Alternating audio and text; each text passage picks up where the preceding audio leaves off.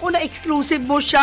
Oo, kasi alam niyo naman sa Sing Again 4, di ba? Yun yung parang pinakamalaking singing competition sa Korea. Yeah. At sa Korea, kilala siya bilang si Dorado. Kasi di ba parang ano sila, Lee Min Ho. Di ba Yeah, ganun yung mga pangalan? correct, Sabi ko kasi correct. bakit Dorado? Bakit Oo. hindi Gwen? Hindi na nilito sila sa Sa Gwen, Gwen. Dorado. So kaya pala I am Dorado yung pangalan niya sa Instagram. Yun na. Dorado.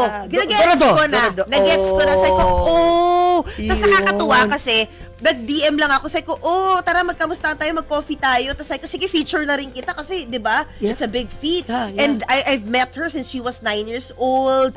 So talaga, oo. So the journey, nakakatuwa parang seeing her grow up like this and Yeah. do well in South Korea. Yeah. Because usually the current is from there, Korea, to Philippines ang talent. Kailan tayong may Philippines to Korea, Korea, tama. na talent. Yeah. Di ba? So, eto na, no, yung interview natin kay Dorado, kay Gwen, Dorado. nung kinamusta natin siya sa Seoul, South Korea. Kita ko yung success.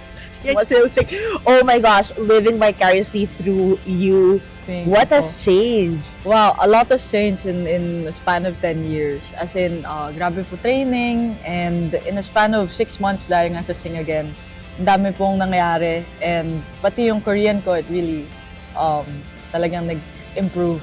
Ilang taon mo ba inaral mag-Korean? I've been living in Korea for about almost 2 years na po.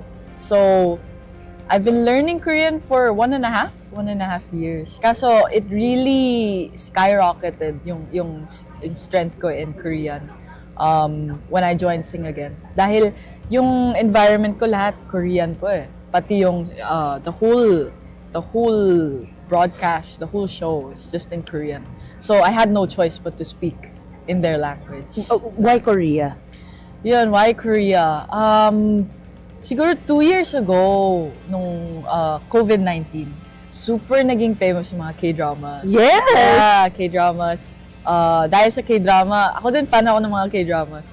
Dahil sa K-drama, I learned how to, parang na-study ko yung OST songs ng mga Koreans. Sample naman. One line lang. One line. Oo.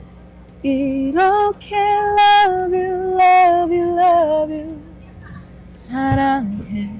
Yun lang. Oo, para sa Pilipino yon. Yes. Yung linya na yun para sa saranghe. Yeah, sarange. It went viral sa Oo. TikTok.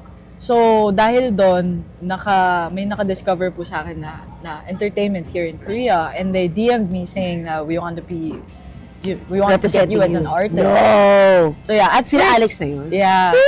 At first, it was just a collaboration. Kaso they knew that I didn't have any management. So sabi nila, oh, we want you to be an artist of ours. Nung first day mo rito, saan ka pumunta? Tinanong mo ba sarili mo, ano tong desisyon na to? Of course, yung first day, may honeymoon phase. Okay. You know, wow, sobrang Parang ganda. K-drama to. Oo. Parang nagta-travel lang ako. Oo. After like 6 months, siguro doon ko na-realize, parang gusto ko na umuwi. Oh, of course. May mga ganong Homesickness moments. will hit. Dahil po sa Sing Again, I had to, parang pinilit ko sarili ko na kailangan gagawin ko to. Kasi once na I step on that stage, it's gonna be different. It's gonna be a whole big thing. Kaya hindi pwede magkamali. So, ayun, finorce ko sarili ko na, you know, I had my own schedule. I had my own practice schedule every day. You know, like 7 a.m. hanggang like late night. Kailangan gano'n. Ano yun? Anong kasayaw ka? Kakanta ka? Yung not sayaw, pero I really had to, dahil new language po, diba? So, kailangan repetition.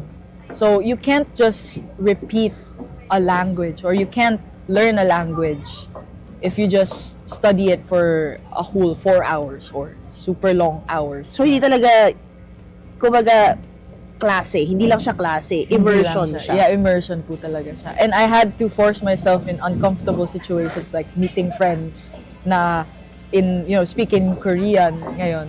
So, ayun, dahil po sa pagdiscipline and force ng sarili to communicate and to immerse myself in the culture. Oo, di ba? Imagine mo, ang galing, di ba? Imported pala talaga Imported from the siya Philippines. from the Philippines. Tapos, talagang parang military style, no? 7 a.m. I know. training. Parang- Majority of her battle was not how talented and her voice because it was already given. It was really her learning to speak and immerse herself in the culture. Hindi kasi siya yung parang marunong na nung bata, Oo, tas hinasa. oo, Hindi. Pumunta siya doon, nag-aral siya from scratch. 1.5 years, sabi niya, talagang hindi ako pwedeng magkamali. Grabe, No no? room for error. Yan ang sabi niya. Napakahusay! Galing, no? Oo. Parang bootcamp. Bootcamp! Ganun Ganun na talaga nga. nangyari. Tapos pag isa siya 19, kasi nung bata yan, lagi niya kasama magulang niya, tsaka kapatid niya. So imagine mo, 19, in-extract niya yung sarili niya, in-uproot niya yung sarili niya sa Pilipinas, pumunta siya ng South Korea to see what's out there. And look at Look it. at her now. May, she will have a show on Netflix. Diba? And yeah. soon, may major shows pa siya in Asia. Soon to be announced. Amazing. Ikaw siya yung second sa God, you know. Oo, Pangalawa. producer siya. Na, ang kwento sa akin ng mga Korean friends natin doon, yung mga ajuma daw, nagreklamo. Kasi siya daw yung deserve. Pero syempre, happy na rin siya, di ba? Kasi nga ngayon, Yeah. she's getting all this recognition. And she deserves it, di ba? Wow. I really can't wait na marinig ko na yung boses niya mismo sa isang OST K-drama. ng K-drama. That will happen when Dorado. Dorado! Dorado! That will happen.